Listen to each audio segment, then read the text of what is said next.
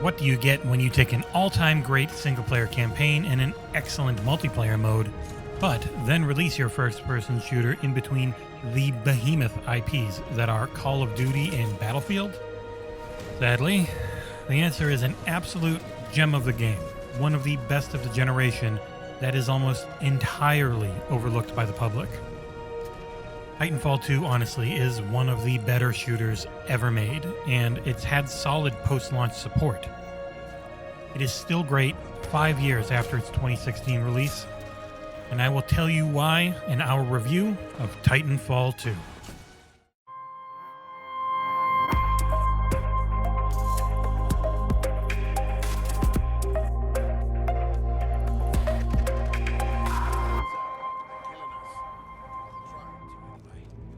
The original Titanfall released for Xbox and PC back in 2013 and was lauded for its fast-paced mix of on-foot, pilot-based combat and its innovative mech call-ins that completely changed things up. The main issue with the game was the lack of any single-player content. There was a surprisingly okay story built into the multiplayer mode, but it was always a two-team competitive match with audio that played out as you fought. Titanfall 2 remedies this with a long, meaty, and incredible campaign. It may start with a bit of a flat intro, where it attempts to build up the legend of the pilot. He is pretty much a really fast, good at aiming human who wears a cool helmet and gets to pilot a Titan. Once the story gets going properly, though, it's damned good. I will admit that the villains sound like they're directly out of a C-tier action movie, but the dynamic between bland hero man Jack Cooper and friendly Titan BT is the heart of the game. The layout of the campaign gives off heavy Half-Life 2 vibes in the sense that each level feels like a handcrafted piece full of sights and mechanics that are only found within each one separately. This is a futuristic space war, and the technology on hand for colonization of distant planets feels well thought out. One incredible level takes place in a factory where prefabricated living spaces are being made through an automated system. You will ride through gigantic slabs that are bare on one side but full of grass, homes, and other pieces of civilization on the other.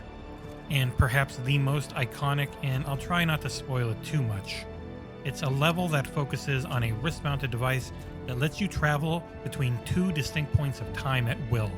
And it is one of the better levels in a first-person campaign of all time. In both single-player and multiplayer, you will play firstly as a pilot. You're equipped with jump jets and a super cool helmet, and you'll be wall running and double jumping in no time. The game promotes frenetic combat and adding in a slide that keeps your momentum going as you use the various tools, which include an excellent grappling hook. It makes the game even faster than its predecessor once you get the hang of it. There is a wide variety of weaponry that is a mix of ballistic and energy-based. A key to the competitive multiplayer is the anti-Titan weaponry, which focuses on heavy hitters to help you deal at least minimal damage to a Titan while you're stuck on foot. In the campaign, there is a perfect mix of ground and Titan-based combat, and multiplayer operates on a timer-based system where successfully killing enemies or capturing objectives reduces the cooldown of when you can call your Titan out. The most talented players can use the new battery system to repair their Titan, and if a match is lopsided enough, I've called in a Titan 30 seconds into a fight and never lost them the entire round. The servers are holding up well, with roughly 1,000 people online most of the times I've checked in on the game lately. There are also several throwable weapons such as basic frag and electric smoke grenades, electric and flame throwing stars, and my personal favorite, which is a satchel charge that you detonate remotely. This is paired with a suite of abilities you trigger with your left bumper, including the aforementioned grappling hook, cloaking ability, holographic decoy, and many more. The gameplay is just incredibly satisfying, though I do find that the backpedals on the Elite controller are necessary for me, as things just move too quickly and you need to be able to aim while doing anything. If there is one issue with the game, for me personally, it is that the PvP is always so intense that I routinely found myself feeling exhausted after playing it for a few hours. It never slows down, and the matchmaking was so fair back at launch that Every game was a sweaty fight right to the end. Thankfully, the other modes are very much not that, though they can be quite tough on a higher difficulty. One of my favorite additions post-launch has been the return of the Frontier Defense mode from the first game. This is an up to 4-player co-op PvE mode, which is set up like a tower defense type of game. You have a thing, you must keep it from getting hit, and there will be hundreds of AI opponents throughout the multiple rounds of engagement, and they will come in a wide variety of types. From annoying tiny flying drones to all the various Titan configurations. There is enough to keep you entertained as you progress through the per Titan leveling unlock system. Speaking of which, there are 8 types of Titans in Titanfall 2, and they are Tone, Northstar, Monarch, Scorch, Ronin, Ion, Legion, and the campaign-only Vanguard. Each has their own main weapon abilities, their own ultimates, their own cooldown-based abilities.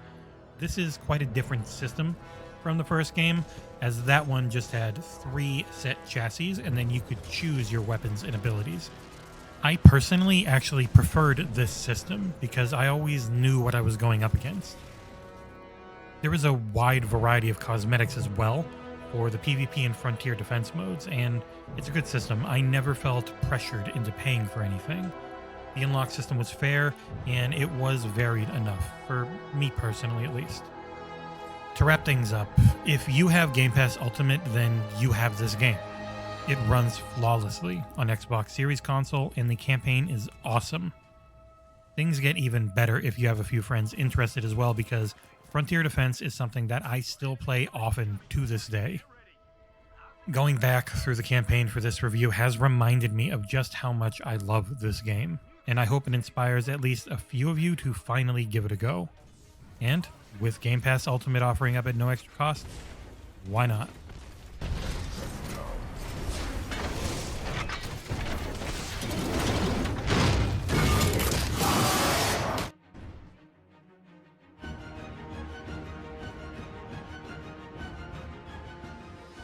Thank you so much for watching. Please like, comment, and subscribe. And if you do subscribe, please tick that little bell so you know whenever we post. And we'll see you here next time on XboxEra.